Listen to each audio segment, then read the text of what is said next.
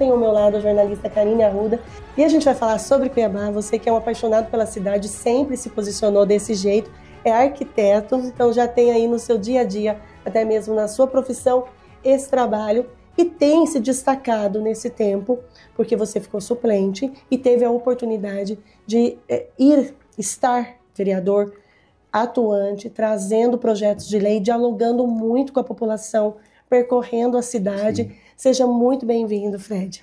Muito obrigado pelo convite, Ana, para estar aqui no Conexão Poder. Obrigado, Karine, por estar aqui conosco hoje. Eu queria falar para vocês, é uma oportunidade muito boa de estar na Câmara de Vereadores. Eu agradeço todos os dias, principalmente aos meus colegas que abriram essa oportunidade, e agradeço a Deus e a minha família por estar lá. Quando você diz seus colegas abriram essa oportunidade, na sua concepção, é algo que deveria ser natural em todos os vereadores, dar oportunidade para aquele grupo que, de uma certa forma, contribuiu para que ele ocupasse aquela vaga? Olha, com certeza isso é natural. Aqui eu digo por Cuiabá e por Mato Grosso, né? Na Assembleia a gente tem só 2 deputados que foram eleitos sozinhos, que eles podem se dizer, ó, eu consegui ser eleito sozinho. Na Câmara ninguém, nem a mais votada, foi eleita sozinha. Então, os outros colegas ajudaram a estar lá. Então é natural que quando a gente forma um grupo, e quando a gente está na montagem de chapa, e ano que vem vai se falar muito disso, ó, montar chapa, você convida uma pessoa, convida outra, ali a gente coloca muitos sonhos naquele momento e os colegas vão e lutam. Tem gente que já sabe que não vai ganhar, mas sabe que vai contribuir para eleger, e ele pode ter a oportunidade de estar no parlamento. E a Maísa, como ela já vinha de um período na Câmara, ela foi a primeira que deu essa oportunidade para eu estar lá, abriu esse espaço. Até porque ela tem experiência própria, Exato. né? Ter sido suplente. Já foi suplente, chegou na Câmara de Cuiabá, assim, né? Sim. Eu posso até repetir as falas dela, né? Que ela é filha da suplência, né? Então eu agora sou filho da suplência, espero estar na mesma posição que ela na próxima legislatura, né? Assumindo uma cadeira definitiva. Mas aí ela abriu essa oportunidade, eu fui lá, desempenhei naquele período, falo com os meus assessores que a gente fez 30 dias, 3 anos em 30 dias, e agora eu tive a oportunidade de fazer 3 anos e 60 dias, né? Porque logo depois o Eduardo tinha um compromisso de sair também. O Daniel. Isso, mas o Eduardo queria sair, como a gente teve aquele turbilhão na Câmara e ele é presidente da Comissão de Ética, naquele momento ele não saiu. Conversou com o Daniel e nós conseguimos convencer o Daniel. Eu digo convencer porque o Daniel estava no início da legislatura também, né? Mas ele demonstrou uma unidade de grupo muito grande e entendeu que aquele momento teria que ser ele a sair. Saiu e agora, na sexta-feira, conclui-se os 31 dias no lugar do Daniel. E aí, naturalmente, eu devo assumir no lugar do Eduardo os próximos 31 dias. Então, continua aí como vereador. E você vem de uma experiência anterior pela União, de campanha, vem para o Republicanos. A escolha, a mudança de partido, diz muito a respeito à oportunidade de conseguir uma vaga ou a identificação dos elementos que formam esse partido? Olha, eu entendo, a primeira conexão é sobre os elementos do partido, né? Eu, por exemplo, nunca migraria para um partido de esquerda, porque não combina comigo, entendeu? Com a minha forma de pensar, com o meu jeito de agir, mas dentro dos partidos que são parte de centro-direita, eu identifiquei eles e vi naquele partido também um perfil, né, que é um perfil muito do nosso vice-governador, de executar as coisas, de estar à frente. Gostei do diálogo lá e principalmente dessa unidade na montagem do grupo político, porque hoje eu estou na Câmara graças a esse grupo político que elegeu 3 vereadores em Cuiabá e que oportunizou com que eu estivesse lá. E quando nós passamos na outra gestão, fiquei os 4 anos no União Brasil e nem eu, nem nenhum outro colega da chapa teve a oportunidade de assumir na Câmara, entendeu? Então, assim, ninguém deu essa chance, né? E naquela época até teve uma fusão, tinha 2 candidatos, 2 vereadores lá que poderiam ter aberto naquele momento. Isso marca. Isso fica na história da política. Ah, fica, né? Eu brinco que a política gosta da traição, mas ela não gosta muito do traidor, né? Então, ela é muito do fio do bigode, né? Da conversa, daquele diálogo, porque quando a gente monta a chapa, ninguém assina um documento dizendo, olha, eu vou abrir, eleito for. A gente combina ali, conversa e tem um combinado que vai abrir, né? Então... Um acordo de cavalheiros. Um acordo de cavalheiros, até porque ninguém se elege sozinho, né? É verdade. Eu queria aproveitar, tá, que a gente está comentando dessa sua de você ter assumido o Fred no lugar da Maísa por um período e agora no lugar do Daniel, posteriormente no lugar do Eduardo, como que tem sido essa experiência, o que já foi possível conversar, quais conjunturas ali você já conseguiu construir dentro da Câmara Municipal? Olha, eu sou uma pessoa de muito bom relacionamento, né, com todo mundo, dialogo bastante, hoje ainda estava conversando com a presidente, eu sempre busco o caminho do diálogo. Então eu não tenho, para mim não faz diferença se é oposição, se é base, ou eu mesmo que me considero, não é independente, um coerente, né, por Cuiabá. Então eu sempre tento dialogar. E nesse período lá eu apresentei muitas proposituras, né. Eu falo, esse dia me perguntaram se eu sou o que mais apresentou, eu nem olhei para comparar com ninguém, mas eu apresentei bastante, acho que foram mais de 70 projetos de lei que eu já apresentei. É que eu não falo de todos, porque senão eu perco a pauta com vocês, né? Sim. Então a cada semana eu vou lá, falo de um projeto, aí eu coloco para disponibilidade. Mas todos eles estão percorrendo lá na casa. Sim, algum deles já foi votado? Olha, nós já temos um que está com o parecer da CCJ já favorável, tem um outro que é o qual esse? Esse é as claras que fala, né? Que é o que acontece.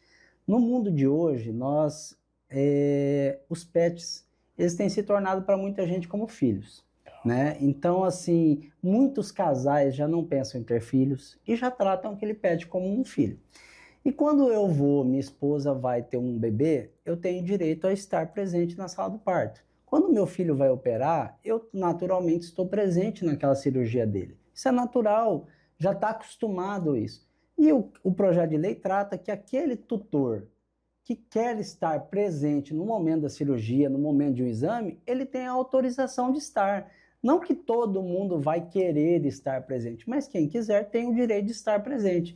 Porque para muitas famílias é como um filho.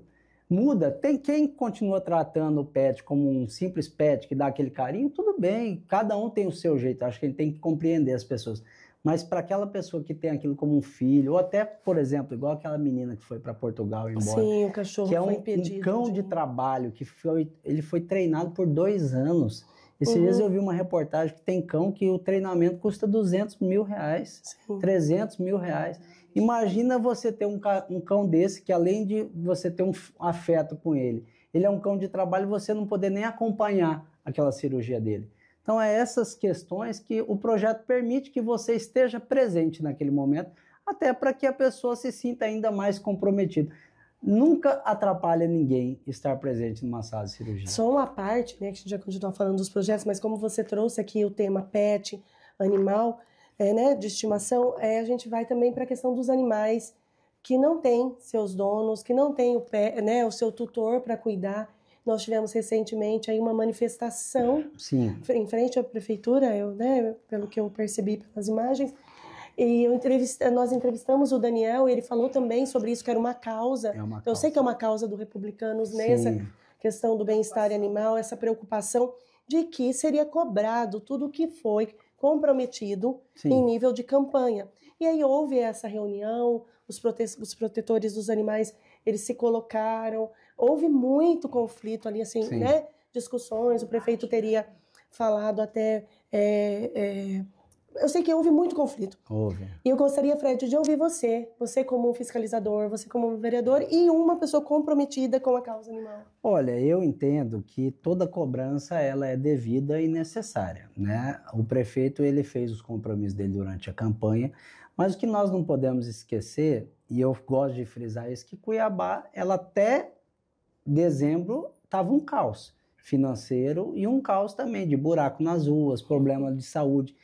Não que o pet ele não seja prioridade, tudo é prioridade. Só que eu entendi no discurso do prefeito aquele dia, e nesse momento não ter o hospital porta aberta para os animais, mas sim terceirizar o serviço, que dessa forma o investimento dele vai ser pagar pelo serviço. Sim. E não pagar e executar ao mesmo tempo o prédio.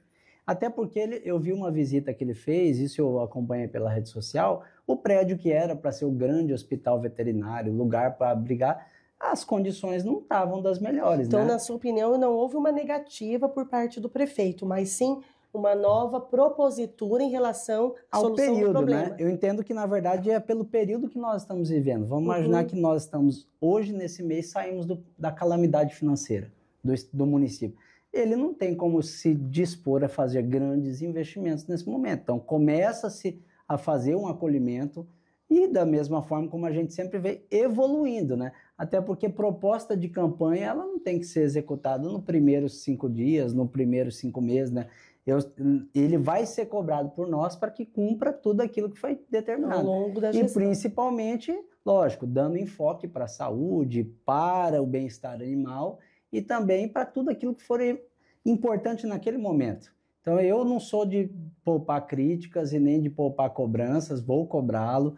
E da mesma forma como vou apoiar muitas coisas que tem na Câmara que eu entendo que é para o bem de Cuiabá, a gente apoia, igual a agência reguladora esses dias, que mudou, as pessoas falaram do custo. Eu falo, gente, mas por que não gastar com fiscalização? A fiscalização é importante, até porque os serviços estão ruins até hoje, do jeito que estava, não funcionou. Então, são defesas que são pelo bem de Cuiabá e não por defender uma gestão ou outra. Sim, eu vi você postou na rede social parabenizando em relação ali à antiga Unique Barão, de um espaço de saúde. E aí você postou e você escreveu que ali geraria uma economia de 44 mil em relação a aluguéis. Me explica isso. Quer dizer que as outras unidades, o aluguel somado de todos eles dá um valor muito maior e hoje está tendo uma economia para o município? Porque o que acontece? Quando foi, eu vou falar pessoal da oposição, mas que eles falaram, é que eles compararam um aluguel de uma unidade onde está só a Secretaria de Saúde com uma outra unidade onde vai contemplar mais de 10 serviços. Quem conhece onde era o Unique Barão, é um prédio gigantesco, mais de 12 mil metros quadrados. Lá vai contemplar a Secretaria de Saúde, lá vai ficar o próprio Empresa Cuiabana. Mas qual que é a maior importância? Aí eu vou fazer uma parte. A Empresa Cuiabana, ela sai de dentro do HMC. Lá dentro do HMC, nós vamos ter um espaço para novas áreas dentro do HMC de saúde, onde está precisando. Lá no HMC também tem ambulatórios, que não necessariamente não precisam estar lá. Eles vão sair do HMC e vêm para esse prédio aqui também. Lá onde funcionam os ambulatórios, o prefeito disse que vai fazer CTI, Centro de Unidade Intensiva. Qual que é a vantagem disso? Hoje nós não estamos precisando de leito de UTI. Automaticamente, quando a gente faz um CTI, é aquele paciente que ele não está tão bom para ir para o quarto, mas ao mesmo tempo ele já pode ter uma evolução. Hoje não tem para onde ir. Esse paciente vai... Então, na verdade, só dessa forma aqui, a gente criou um novo espaço no HMC que vai contemplar a melhoria da saúde. Mas vamos para os outros prédios. Tem outras unidades que vão vir para esse prédio. São 10 unidades. Então, quando ele tira uma unidade que está pagando aluguel e traz para cá, diminui aquele aluguel. E na conta que a prefeitura apresentou, reduzindo todos esses aluguéis, vai dar uma economia de 44 mil. Mas nesse momento, a gente não pode pensar sempre só na economia financeira, que o que é 44 mil para o município? É pouco, perto do tamanho do montante. Mas pensa na praticidade das pessoas chegarem num lugar e ter como resolver praticamente muita coisa da saúde. Você chega ali, você tem um centro ambulatorial, sai dali, tem exames ambulatoriais ali também. E se você precisa falar na regulação, onde as pessoas muitas vezes precisam, passa, ali vai ter uma regulação também. A regulação vai estar nesse prédio. Hoje a regulação do município ela fica num prédio cedido pelo Estado, mas que é totalmente insalubre. E isso não aparece naquela conta. É um prédio onde gasta-se muito com manutenção. Então, assim, o que eu defendo é aquilo que eu falo, o que é pelo bem de Cuiabá. Se você tem a concentração do serviço num local só, você tem a possibilidade de facilitar para o público. Até porque para nós que pegamos o carro, eu peguei o carro e vim aqui, é muito mais fácil do que quem pega o ônibus de um lugar, ele vai para uma unidade, depois ele tem que ir para outra unidade, para outra unidade. Imagina quem perde o dia todo peregrinando. Foi uma escolha positiva, que traz muitos benefícios. Eu entendo que foi uma escolha positiva, mas é aquilo que eu fiz até no comentário da minha fala. Tem que fazer dar certo. Como tudo, a iniciativa é boa, mas a acabativa também tem que ser boa, né? Terminar, fazer tudo funcionar e os serviços engrenados funcionando ali dentro. Eu queria até aproveitar que a gente está comentando sobre essa questão da saúde, que hoje é um dos maiores gargalos, na verdade é o maior gargalo que nós temos aqui em Cuiabá, e essas mudanças muito positivas também, esse pensamento. Eu puxei um projeto apresentado por ti, Fred, na época que você ficou no lugar da Maísa, que era o Agenda Fácil. Isso. E eu acho legal comentar sobre ele. Eu não sei como é que está o andamento, você pode até falar para a gente como é que está esse andamento, como é que tem sido visto pelos outros vereadores também, mas que propõe basicamente a criação de uma plataforma ali digital para facilitar justamente esse processo de deslocamento da população. Você vai ter um aplicativo, você vai ter um site, um acesso, algo nesse sentido, que você vai poder ali fazer agendamento de consultas, de exames, acompanhar suas demandas sem precisar estar indo no hospital tal, no centro de especialidades médicas, em tal lugar. Como é que está o andamento desse projeto? Esse para mim é o projeto mais emblemático que eu tenho apresentado lá na Câmara, porque só sabe na pele aquela pessoa que precisa de um agendamento. E a gente recebe muitas demandas das pessoas para, não é resolver o problema do agendamento, mas é aonde que eu vou, qual que é a solução. E sendo que a solução ela pode estar na palma da mão de todo mundo. Ter mais transparência, né? Onde, que lugar eu estou nesse processo. Com certeza. E outra coisa, é aquilo que eu falei, durante a pandemia, muita coisa evoluiu rapidamente. Antigamente, a gente fazia pedido, eu lembro quando a gente pedia uma pizza, alguma coisa, você tinha que ligar no local, aí se lá não dava certo, você tinha que ligar no outro. Hoje a gente tem uma plataforma que a gente consegue pedir de qualquer restaurante. A gente tem uma plataforma para pedir carro e antigamente a gente tinha que ligar na radiotáxi, né? Então, a modernidade ela tem que vir para agregar a nossa vida e auxiliar.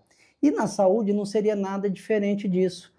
Essa plataforma ela já existe, por exemplo, em São Paulo, que é a maior cidade do país e funciona. Por que em Cuiabá? Porque começo falando isso porque eu já teve entrevista que eu já recebi resistência do projeto. Ah, porque a senhora lá de 80 e poucos anos não vai conseguir agendar. Eu concordo que ela pode ter dificuldade, mas eu garanto que aquela senhora tem filha, tem neto, tem vizinha e que para ela, que pega o ônibus, imagina você sair lá do Pedra 90, gasta 1h40 no ônibus, chegar lá no centro, pegar uma senha. Então você tem que sair de madrugada de casa, pegar essa senha, ficar mais 4 horas só para você saber o dia que você vai ser consultado. Não é para consultar, é para saber o dia. E aí voltar para casa. 7 horas você perde do seu dia. Imagina para essa senhora, não é mais fácil ela pedir para a vizinha dela fazer um agendamento para ela? Com certeza. Então esse aplicativo, ele é tanto o aplicativo, quando eu pensei ele no período eleitoral, era só aplicativo. Mas na execução eu pensei, além de aplicativo, a gente pode ter uma plataforma de internet, que é para poder a prefeitura, se quiser, disponibilizar no CRAS do bairro, porque quantos CRAS nós temos espalhados em Cuiabá inteiro que alguém pode orientar? A gente pode pegar numa escola, num CEMEI, que tem em todos os bairros, olha, o computador é público, chegou ali, ajuda aqui a senhora a agendar. Isso vai trazer praticidade. E traz uma coisa que o prefeito gosta muito, e ele fala, que é o feedback. Porque no aplicativo, além de você poder agendar, acompanhar, exame, consulta, você pode depois avaliar o tempo de consulta, o atendimento que você teve. E você perguntou da receptividade, a primeira-dama, no dia que eu apresentei, a nossa vereadora primeira-dama, ela gostou muito, porque ela falou que é um sonho que ela tem, que implementar isso. Falei para ela, então, una o sonho ao agradável, já subscreve aqui o meu projeto, até porque se eu não estiver aqui, o projeto vai continuar andando, e aí a gente faz acontecer ele. Eu ia te perguntar sobre esse diálogo, porque ela esteve aqui e até disse que chamou muita atenção quando ela visitou as unidades, essa falta, né, às vezes, de sistema, de tecnologia, e a Secretaria de Saúde também pontuou muito firmemente em relação a isso, que a dificuldade da inexistência de sistemas na saúde em Cuiabá reflete, muitas vezes, num trabalho mais efetivo sendo entregue, porque se você não tem conhecimento do que falta em remédio, por exemplo, o sistema integrado não se pede o quantitativo necessário. E quando você traz esse projeto de um aplicativo que, né, em tese, como ele se apresenta, vai ajudar a população, vai Sim. aproximar, mais dignidade, mais humanidade.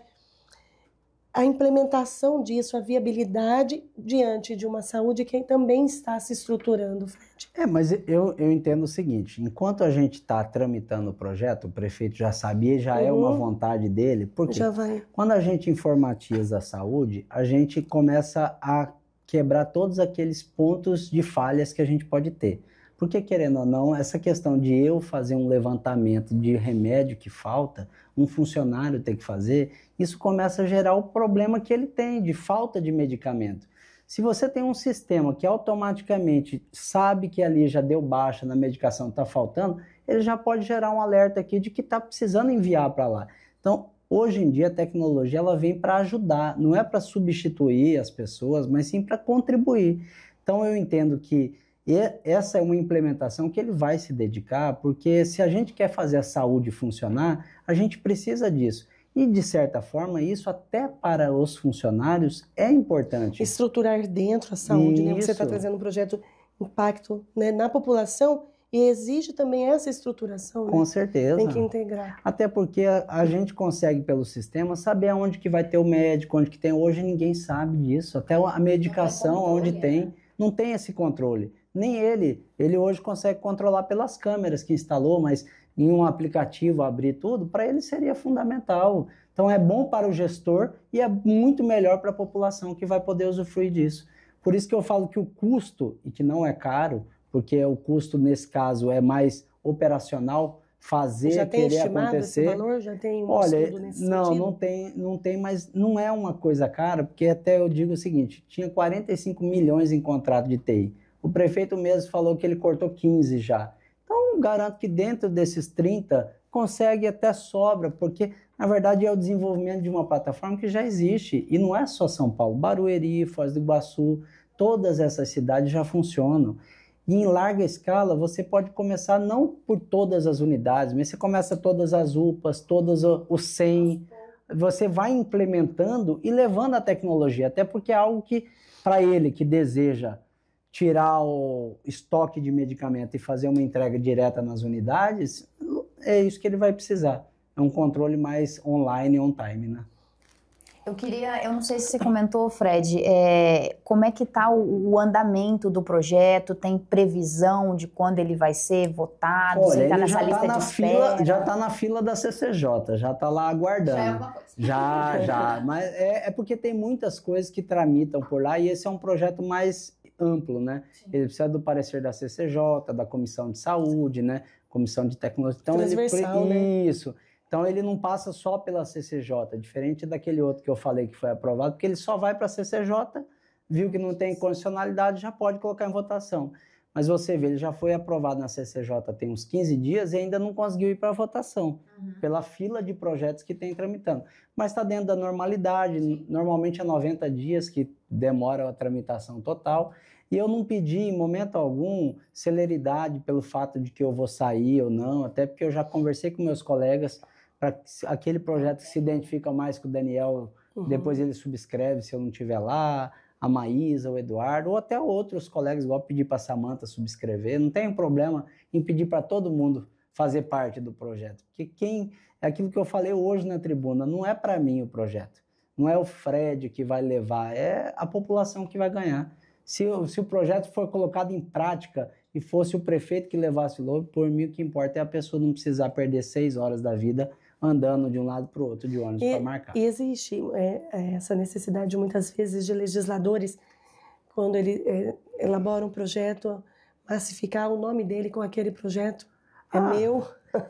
Eu acho que as pessoas gostam de ser pai ou mãe de qualquer coisa, né? Mas não é isso que na verdade muda, porque assim, nós somos políticos e passamos pela política, ninguém vive, tem alguém que vive, né? Mas eu não quero viver da política. Então, assim, eu quero passar ali pela Câmara, fazer um bom trabalho, contribuir com aquilo que eu prometi.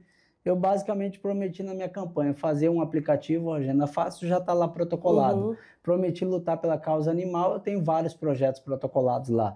Eu prometi lutar pelas mulheres e já tenho vários projetos em defesa da mulher. Quais você destaca? Olha, eu destaco 2, mas são vários. Eu tenho um que eu entendo que é muito importante, que é a mulher poder ter o direito de escolher quem que vai examinar ela. Porque a gente que vai no particular, eu escolho, eu quero a ginecologista minha, aquela mulher, eu quero fulano. Mas no público a pessoa não tinha o direito de escolher, entendeu? Então você imagina, tem mulheres que às vezes elas já sofrem um problema em casa, tem mulheres que já passaram por um trauma, e aí vai lá e tem um contato com um novo homem, que não é aquela pessoa que ela ama, que ela tem, às vezes ela pode se sentir violentada de novo. E ela não tinha essa opção. Então não é a obrigatoriedade, é a discricionalidade. Olha, eu quero ser atendida por uma mulher, enfermeira, médica, técnica. Ela tem a opção de escolher. Isso eu acho que é muito importante. Você não tem a violação do seu direito de querer. Então isso para mim é algo que era uma luta e já está protocolado, já está na fila do CCJ, já está... Eu acho que logo sai porque não impacta em nada, basicamente. Não tem custo, não altera nada, é só a opção. Eu querer agendar. Organização ali, né? Isso. E também não tem discriminação com os homens, porque a mulher que está acostumada, que não se importa, que não... ela vai continuar indo. Só que eu entendo que nesse momento que a gente vive essa violência doméstica também, às vezes quando aquela mulher que está passando pela violência, ela é examinada por um homem, ela não consegue se abrir para aquele homem. Porque ela vai pensar, ele é homem, ele não vai levar a sério, ele não vai levar para frente. Às vezes uma mulher identifica os sinais de violência, pode conseguir conduzir ela, conversar, dialogar e ajudar aquela pessoa. Então, por isso, a importância que eu vejo nesse projeto. Eu acho que é de suma importância. Outro que eu já apresentei também é das mães solo. Porque nós temos as mães atípicas, a gente cuida das outras mães, mas e as mães solo? Que, na verdade, são mães que são mães, pais, avós, às vezes elas são tudo naquela relação com o filho. E a ajuda que o município vai dar para elas é uma ajuda de apoio, na carga horária, de verificar, de buscar soluções para aquela situação que ela está vivendo, até de buscar dar apoio jurídico para essas mulheres. Fortalecer uma rede. Fortalecer uma rede. Não é questão financeira, porque elas não precisam disso. É a questão de vaga. Imagina uma mãe solo que não tem com quem deixar o filho porque não conseguiu uma vaga na creche. Precisa trabalhar. E ela precisa trabalhar, porque o sustento só vem dela, só provém dela. Então esse é um projeto também que tramita na casa e foi muito bem recebido por todas as mulheres na casa. Então eu acho que pedir a ajuda delas e pedir de todos os homens também, porque todo mundo tem mãe, a maioria tem esposa, então todo mundo tem avó também. É quando você disse, né, dessa sua preocupação, né, esse olhar mais sensível para as mulheres, tendo uma mesa diretora formada toda por mulheres vereadoras, muda alguma coisa no dia a dia? As pautas voltadas para a mulher, elas ficam em outro patamar? Olha, eu entendo que sim, até porque, na verdade, a mesa formada por mulheres é excelente, mas ali nós temos 5, né? E no total são 8, então, na verdade, nós não temos só uma mesa de mulheres, nós temos 8 mulheres no parlamento, né? E todas elas têm muita atividade, estão participativas e, principalmente, acaba contaminando, às vezes, aqueles homens que não tinham esse sentimento de luta por isso, de lutar também por esses direitos, né? Porque uma coisa, esses dias até eu pedi uma licença para a presidente, né? Fiz uma crítica para ela, porque ela falou que ia ter um evento, uma questão de debater ideia com as mulheres, e ela não convidou, falou que ia só a mesa, né? Eu falei, ô presidente, não me exclui de participar da defesa das mulheres, me deixa participar também. Ou, na verdade, deixa todos os homens da casa participarem.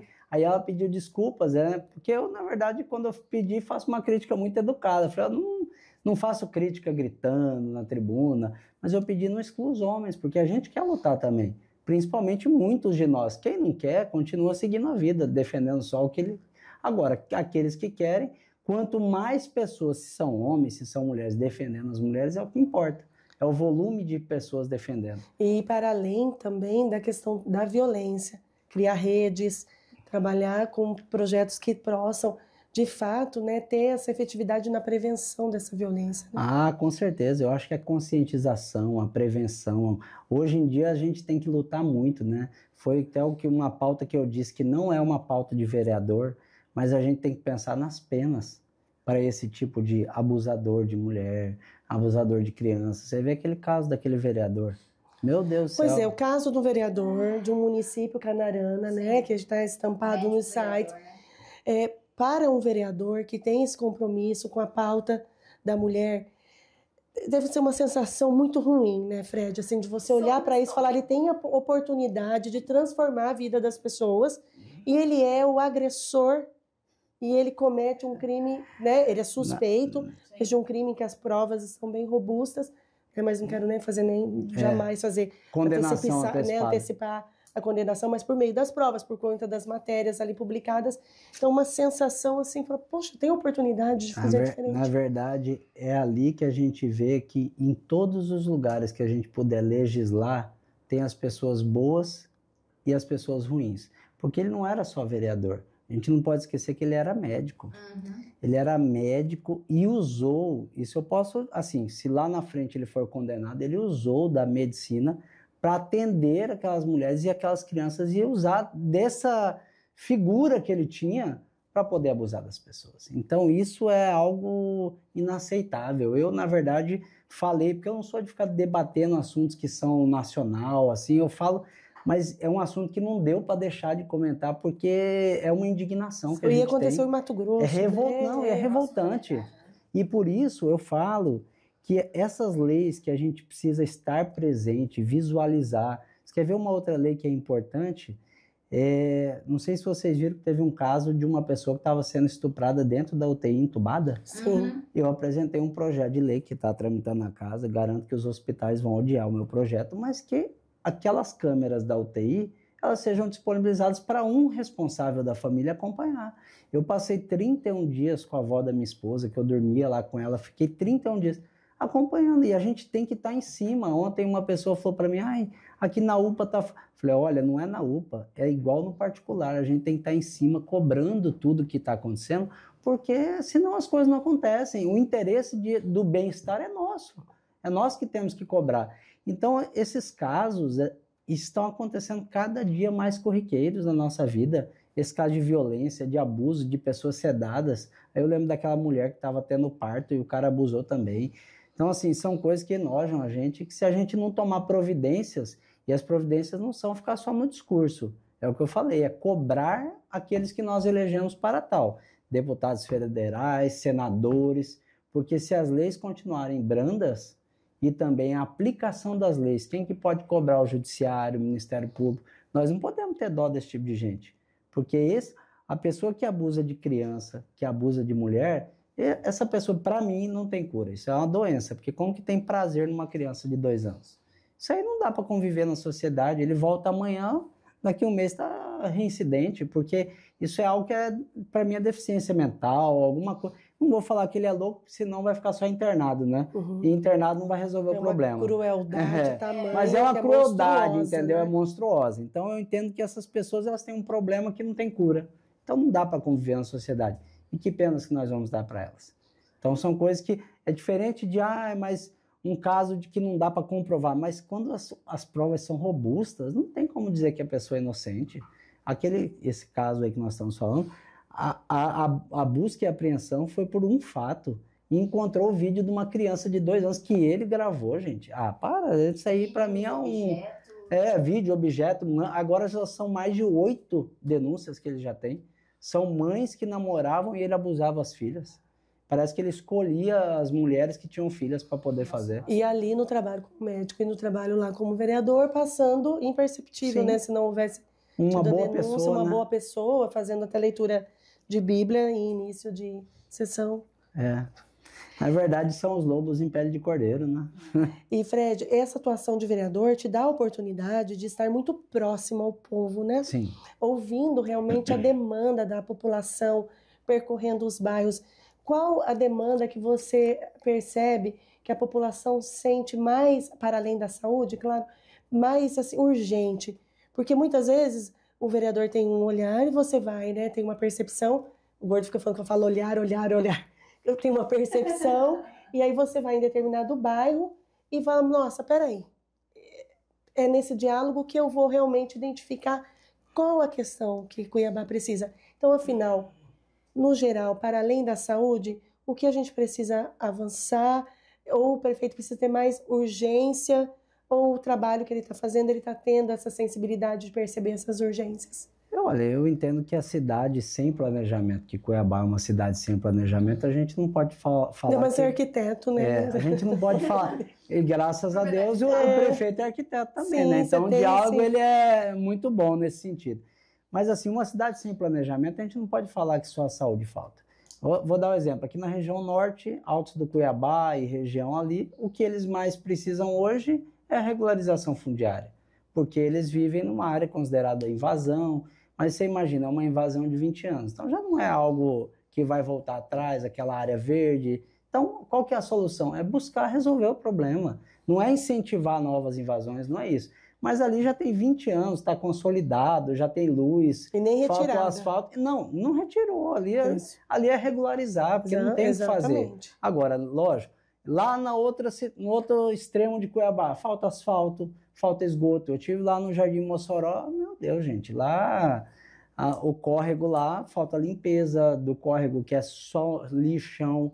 Aí você sai assim, anda um pouco, falta asfalto, mas eu falo para você, o asfalto é importante, mas naquele caso o esgoto está correndo assim, Alberto. Então, se você não fizer uma rede de esgoto primeiro, a gente não consegue ter saúde. Não adianta no postinho estar atendendo e ali está criadouro da dengue no esgoto ali, ou a pessoa pegando outro tipo de doença, aí você vai lá e rota vírus. Então, assim, cada lugar a gente tem um anseio muito maior e latente. Mas eu dou um exemplo, que eu participei de outras administrações, a gente às vezes sonha e acha que as pessoas lá, elas querem muito saúde, tá? Mas quando tinha o orçamento participativo, quando o Mauro foi prefeito, o que eles mais anseiam é asfalto. Em primeiro lugar é sempre o asfalto. Aí em segundo a saúde, aí depois educação, essas outras questões, eles querem depois. Mas, na verdade, a gente sempre quer algo, né, em primeiro lugar. Eu acho que Cuiabá, sem planejamento, a prioridade da região sul não é a mesma da região norte, não é a mesma da região central. Hoje, quem mora na região central, vou imaginar até aqui, vocês que trabalham aqui nessa região, o que você quer? Um trânsito bom. Porque a gente não tem trânsito. Você entendeu? E aí é o que eu falo, eu vejo muito repórter que me questiona, e o BRT, eu falei, gente, o BRT já é discussão do passado para mim, o BRT ele tem que ser concluído, eu quero saber qual que é o modal do futuro, o que nós vamos começar a construir hoje, para daqui 15 anos estar pronto, é um metrô, é um VLT mesmo, porque as pessoas no Brasil, elas estão acostumadas com aquilo que é errado, que é pensar o amanhã só, o amanhã, não, a gente tem que pensar o futuro, daqui 10 anos, você vê São Paulo está fazendo um metrô que vai ficar pronto daqui 10 anos. Vai fazer um trem que liga Campinas, São Paulo, que vai ficar pronto daqui 20 anos. Está fazendo um viaduto para ligar Santos, Guarujá. Isso é verdade, é trabalhar com a verdade, com a população. As coisas demoram um tempo para ficar pronto. Ainda mais quando a gente faz uma construção com uma cidade que não para, né? Imagina essa obra, cada dia que a gente interdita, fica pior para a gente, mas tem que ficar pronto um dia. Tem que ficar pronto um dia. Não dá pra continuar batendo em cima de algo que já está acontecendo. Já foi difícil para acontecer a disputa entre o VLT e o BRT. Agora que já está acontecendo, vamos pensar em outras propostas. É igual a eleição, né? Depois que perde, já foi. Chorou um dia, no outro dia já tem que fazer acontecer. Ou você trabalha para ganhar a próxima e fazer.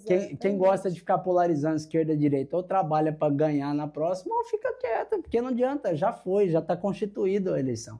Exatamente. Acabou, ganhou. E falando em eleição, a gente está indo também já para encerrando a entrevista, mas falando em eleição, já está muito agitado esse cenário, candidatos se colocando, buscando os seus grupos, as parcerias. O próximo ano é ano de eleição. Republicanos é um partido muito forte, porque a gente tem o vice-governador Otaviano Pivetta, que tudo indica, né, e o que traz aí o nosso cenário hoje é ele, né, como candidato ao governo.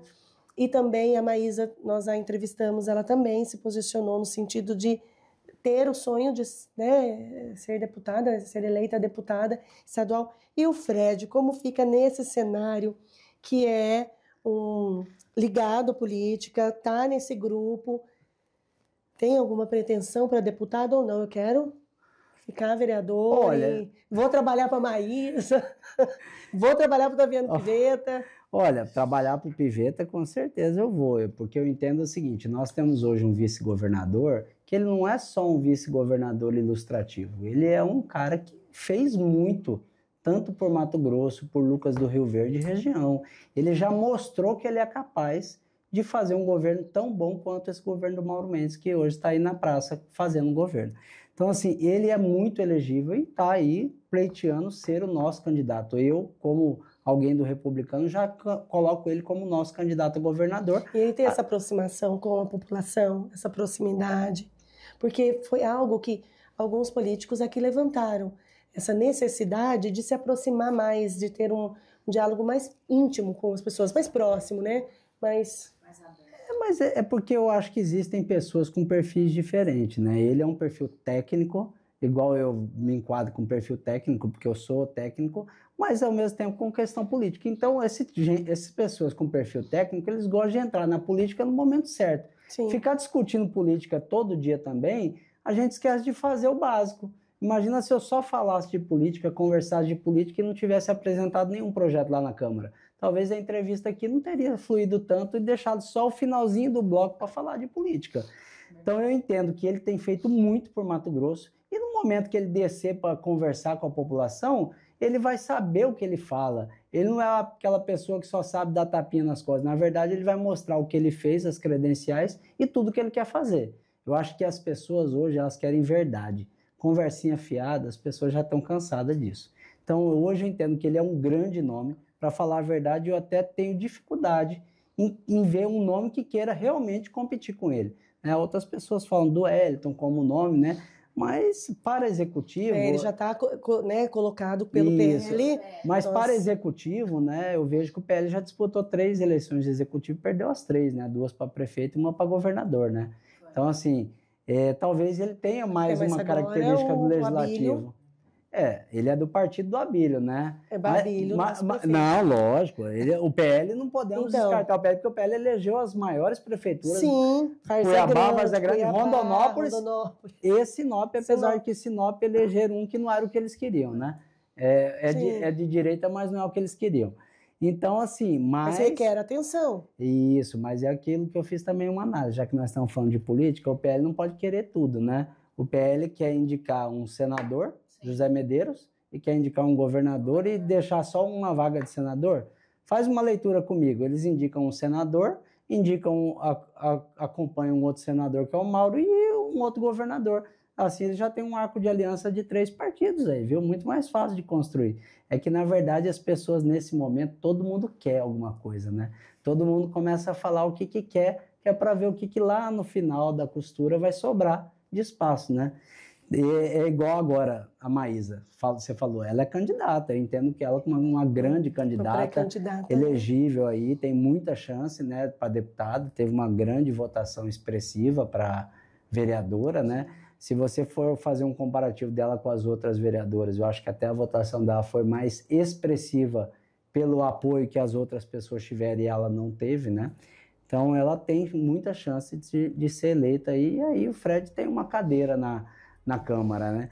Agora, se eu tenho vontade, anseios, eu sempre digo que o futuro a Deus pertence, né? Elegível eu sou, estou à disposição do partido, se me convocarem para uma missão, eu também estou à disposição e gosto e sempre falo que a gente precisa de pessoas que queiram discutir as nossas pautas nacionais. Então, vocês não vão me convidar para discutir aqui problemas do Estado, na Assembleia, talvez um dia lá na Câmara Federal, né?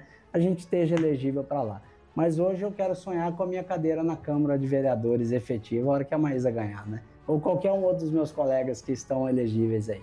E queria dizer para todos os munícipes de Cuiabá, todo o povo cuiabano, fui eleito por 2.195 votos, mas hoje estou lá para representar todos vocês.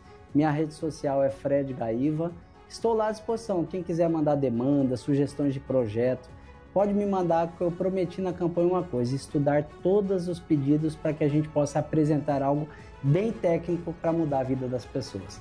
Agradecer aos meus colegas pela oportunidade de estar lá na Câmara, agradecer a Deus que sem Ele a gente não consegue nada na vida e agradecer a minha família, minha esposa e meu filho que sempre estão ao meu lado apoiando. Porque quando a gente vem para a política, a gente acaba se distanciando de casa um período. Muito obrigado a todos. Eu agradeço o nosso entrevistado de hoje, Fred Gaiva. Eu agradeço a sua companhia, compartilhe essa entrevista. Muito obrigada e até a próxima.